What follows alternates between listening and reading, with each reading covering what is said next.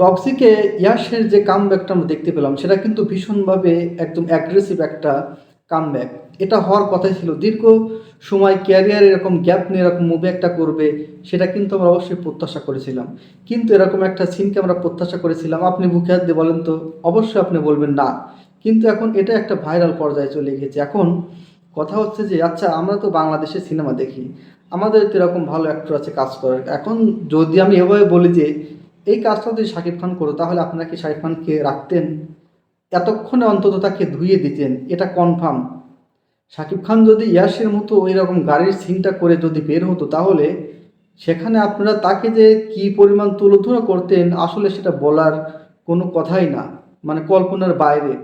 এখন ভিন্ন একটা অ্যাক্টর ভিন্ন দেশের যখন এরকম একটা সিন করে তখন কিন্তু আমরা বাহবা দিই বা তাকে আমরা অনেক উঁচু পর্যায়ে নিয়ে যাই তার সাহসিকতা সম্পর্কে। কিন্তু একই কাজ যদি সিনেমার ভালোর জন্য করা হয় বা এরকম সিন কিন্তু আমাদের দেশের নায়করা করতে মানে একদম ভীত পর্যায়ে যায়। কারণ এরকম একটা নেগেটিভ চরিত্র যদি আপনি করতে চান তাহলে অবশ্যই আপনাকে সমালোচনার মুখে পড়তে হবে। কিন্তু আমি বলছি যদি শাকিব খান এরকম একটা সিনেমা করে বসতো তাহলে আপনারা কি শাকিব খানকে ভালো নজরে দেখতেন? কখনোই নয়। এত ভালো ইন্ডাস্ট্রিতে ভালো ভালো কাজ করার পরেও তাকে নিয়ে সমালোচনার ঝড় এখনো থামে না। তারপরে যদি এরকম একটা কিছু করেই বসতো তাহলে কি আপনারা কখনো তাকে জায়গা দিতেন? তাকে বয়কট করতেন, সোজা কথা তার সিনেমা দেখা বয়কট করতেন।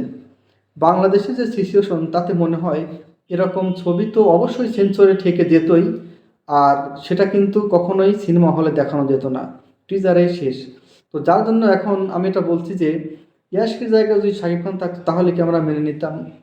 আমার মনে হয় না, আমরা কখনোই সেটা মেনে নিতাম না। যাই হোক, সিনেমার স্বার্থে চরিত্রের স্বার্থে কখন যে কাকে কিভাবে প্রেজেন্টেশন করা হয় সেটা দেখা মুশকিল বা বলা মুশকিল। কারণ আমরা ইয়াশকে এরকমভাবে চাইনি কিন্তু পেয়েছি। তো শাকিব খান যদি ভবিষ্যতে এরকম একটা কিছু করে ফেলে তাহলে সেটার ক্ষেত্রে কিন্তু আহ, ততটা প্রভাব না পড়ারই কথা। কারণ সিনেমা জগতে এখন এমন কিছু হচ্ছে যেটা ট্রেন্ডিং হয়ে যাচ্ছে আর দর্শক টানার জন্য অনেক কিছু করছে।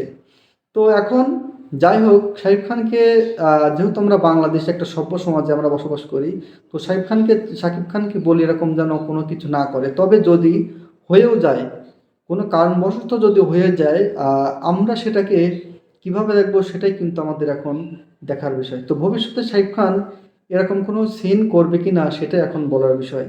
তো যাই হোক, ইয়াসের যে বিষয়টা, শাকিব খানকে যে বিষয়টা, দুটো ভিন্ন দিক।